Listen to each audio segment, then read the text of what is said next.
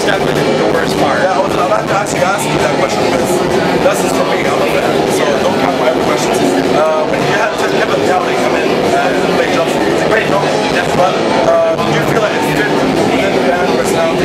No. He was a little younger, so that meant he was a little more immature than we were. But like, he wanted to go wild and crazy and party where we already did all that.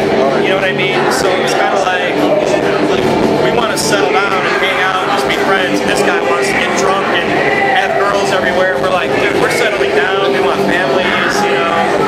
It's not like we don't have a good time, but it was just a little too crazy for us. And this one's from Pavel. Pavel is like the biggest fan in the UAE for Chimaira, I'm pretty sure. He says, do you know you guys had fans even before the release of the debut album? I had the Presence of Darkness EP from Amazon.com. How do you feel like when you have, you know that you have fans from that era, and you think you carried on to your current formation of Chimaira? That's mind-blowing. I had no idea. No idea, man. I mean, when we started and put out our first EP, we were using Napster. Metallica were at war with Napster, and we're like, wait a minute, you can use something to give your music to everyone for free all around the world? That sounds like a great idea. So we started doing it, and to hear that it went all the way over here and everything, that's just mind-blowing. It's mind-blowing. So thank you very much. This is from Brendan. Now Brendan asks you, do you look back into your old, and I'm sorry for the word, new metal performances, and you think to yourself, whoa, that was crap? I'm glad definitely, but the funny thing is, I went and listened back to our entire catalog once we finished The Infection. I wanted to hear from the very first EP all the way, and I listened to every album from start to finish in a row.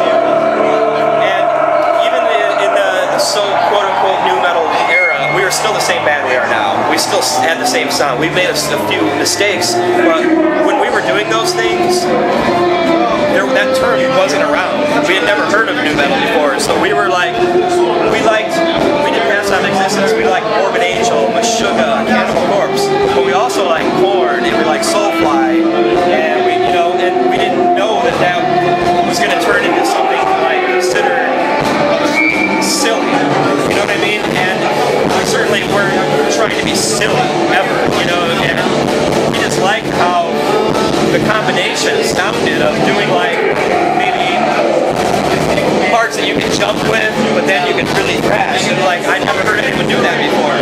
So in our defense, if we were doing things that are new metal, I want to say it's NEW because nobody was doing what we were doing. And I'm not trying to be cocky or egotistical, but I look back on it now and I'm like, we had our own sound when we first started, and we still are that band. We still are that band today. And that's a lot. Things that maybe songs or parts that we put in our music, I laugh at now, but it's like, there's not anybody in the world that can look at a picture of themselves 10 years ago and be like, there's not anybody in the world that can't do that. So I have no regrets about it, and what we were doing at the time was new, and I'm saying NEW, and that term didn't exist, so I look at it now and laugh, yeah, but it doesn't. No, but even the Farm Club performance I thought was amazing. I think we threw down, we just looked silly, but I looked the same. Pretty much, except we lost a lot of weight. Show us the guns. I think the last question, if there's any band in the world we're touring with right now, what would it be? Metallica. You're the first. Metallica, maybe. Metallica. Take them out on tour. Take us out. You'll have a good time. We'll make sure we send them this video then. All right. Mark, thank you so much. It was fucking awesome. Thank you so much. I gotta get you Ben. I'll bring Ben back here.